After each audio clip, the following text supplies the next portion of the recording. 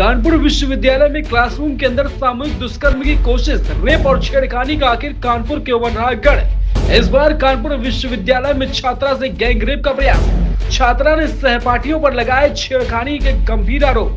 कानपुर में छत्रपति साहू जी महाराज यूनिवर्सिटी में एक बेहद गंभीर और शर्मनाक घटना सामने आ गई, जहां हेल्थ साइंस विभाग की BMLT सेकेंड ईयर की छात्रा के साथ क्लासरूम के अंदर सामूहिक दुष्कर्म करने की कोशिश का मामला दर्ज किया गया है। पीड़िता ने अपने ही क्लास के 3 सहपाठियों पर आरोप लगाए हैं। दरअसल विश्वविद्यालय परिसर में जिससे हड़कंप मच गया। घटना 16 मार्च की बताई जा रही है, लेकिन डर के कारण छात्रा ने तुरंत शिकायत नहीं की।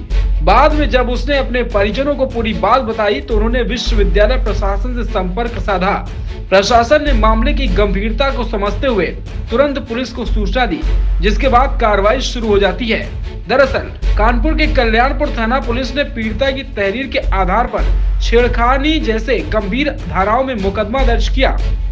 तीनों नामजद आरोपियों को हिरासत में लेकर पूछताछ की जा रही है। DCP SM कासिम आब्दी के मुताबिक पीड़िता का बयान दर्ज कर मेडिकल परीक्षण के लिए भेजा गया और साक्ष्यों के आधार पर आगे की कार्रवाई की जाएगी।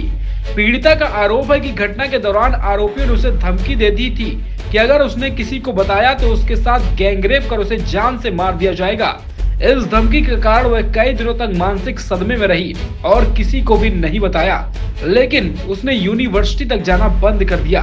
फिलहाल मामले की गंभीरता को देखते हुए विश्वविद्यालय के प्रशासन ने आंतरिक जांच समिति गठित कर दी है।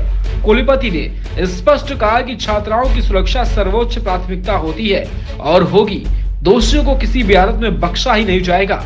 घटना के बाद मानसिक रूप से पीड़िता आहत हो चुकी है, जो अभी तक यूनिवर्सिटी जाने से डर रही है। पुलिस और प्रशासन दोनों स्तर पर जांच लगातार जारी है। जल्द ही इस मामले में सख्त कार्रवाई की उम्मीद जताई जा रही है। CSMU कानपुर यूनिवर्सिटी में एक छात्रा के साथ अभद्रता का मामला संज्ञान में आया है। कल पुलिस को सूचना प्राप्त होती है। इसमें घटना इस प्रकार की बताया जाता है। ये 16 मार्च की घटना है, जो बताया गया कि इस छात्रा के साथ होती है। ये जो स्टूडेंट है, ये BMLT लैब टेक्नीशियन की स्टूडेंट है सेकेंड ईयर की, और इनके द्वारा बताया जाता है कि इन्हीं की क्लास के 3 और लड़के हैं जिन्होंने इनके साथ अभद्रता किया और इनके साथ ज़बरदस्ती करने का प्रयास किया। इस संबंध में इन्होंने तत्काल पुलिस को कोई सूचना नहीं दिया। जब पुलिस को सूचना प्राप्त होती है, तत्काल सुसंगत धाराओं में इसमें अभियोग पंजीकृत कराया जाता है और जो तीनों नामजद अभियुक्त हैं, इनको पुलिस ने हिरासत में लिया है। पूछताछ चल रही है। आगे जो भी एविडेंस निकलेगा उसके आधार पर अग्रिम विधिक कार्रवाई की जा रही है। सर, प्रशासन से भी इन्होंने यूनिवर्सिटी प्रशासन से शिकायत करी थी, तो वहाँ पर भी जांच के लिए कमेटी बनाई गई थी। क्या उनके द्वारा कुछ कोऑपरेट किया गया?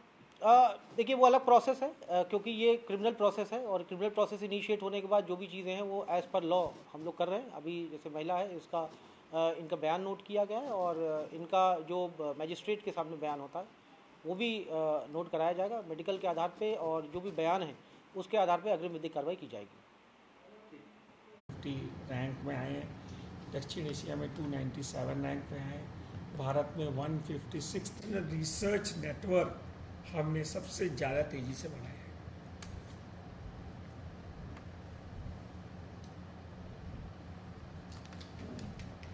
इस रैंकिंग सबसे प्रतिष्ठित विश्वविद्यालय मूल्यांकन ढांचों में से एक है, जिसमें एकेडमिक रेपुटेशन के 30% है, एम्प्लॉयर रेपुटेशन का 20% है, फैकल्टी स्टूडेंट रेशियो का 10% है, इंटरनेशनल रिसर्च का PhD 5% है, इनबाउंड एंड आउटबाउंड एक्सचेंज 5%।